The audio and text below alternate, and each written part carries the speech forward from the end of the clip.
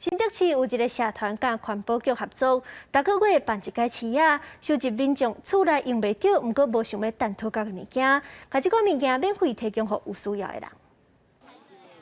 囡仔耍的七淘米，搁二手衫裤，全拢免费提供给需要的人。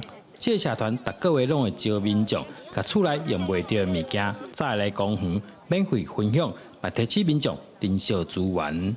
在过程当中，我觉得很开心，因为可以把好的东西分享给别人，这种很快乐。让小朋友他有自愿的会去整理，会去把东西爱惜啊！你要跟他讲说，这物品你拿回来之后，你要好好爱惜使用，你之后用不到还可以拿去交换，他就会很好去爱护，而不会去损坏它。环保局表示，这市集自开始举办到即马，分享出去的物件有13000件左右。特场环保局会提供30份环保便当来予摆摊的民众。希望能够再利用优先给需要的人接替的再去做使用。那等他不用的时候呢，再次的去分享出来，那给其他人用。